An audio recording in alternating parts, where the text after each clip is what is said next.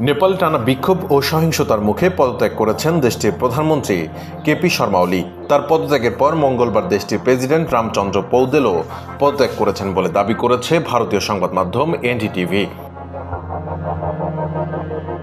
এর আগে আজ সকালে ইন্ডিয়া টুডে জানিয়েছিল, সামাজিক যোগাযোগ মাধ্যমের ওপর নিষেধাজ্ঞা এবং দুর্নীতি বিরোধী আন্দোলনের মুখে প্রধানমন্ত্রীর পদত্যাগ আসে। এরপরই দেশের সর্বোচ্চ রাষ্ট্রীয় পদে থাকা প্রেসিডেন্টের পদত্যাগ দেশটির রাজনৈতিক সংকটকে আরও গভীর করে তুলল।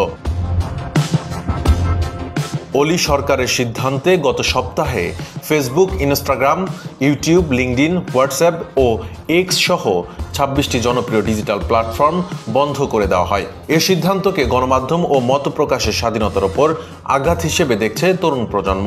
ফলাফল হিসেবে জেনজি বা তরুণদের নেতৃত্বে দেশ জুড়ে শুরু হয় দুর্নীতি বিরোধী ও সরকারের দমন নীতির বিরুদ্ধে তীব্র বিক্ষোভ।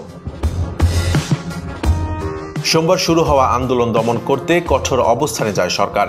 নিরাপত্তা বাহিনীর সঙ্গে সংঘর্ষে এখন পর্যন্ত 19 জন নিহত হয়েছেন। এর মধ্যে 17 জন কাঠমান্ডুতে, বাকি 2 জন নিহত হন ইতাহারিতে। আহত হয়েছেন আরও 4 শতাধিক বিক্ষোভকারী। রাজধানী সহ অন্তত 60টি শহরে ছড়িয়ে পড়ে এই আন্দোলন। বিক্ষুব্ধ জনতা হামলা চালিয়েছে নেপালি কংগ্রেসের কেন্দ্রীয় কার্যালয়, বিভিন্ন মন্ত্রী ও রাজনীতিকদের বাড়িঘরেও। নেপালের তরুণদের এই গণ আন্দোলন এখন শুধু ডিজিটাল অধিকার নয়, বরং ব্যাপক দুর্নীতি, স্বৈরশাসন ও জবাবদিহির অভাবের বিরুদ্ধে গণপ্রতিরোধে রূপ নিয়েছে।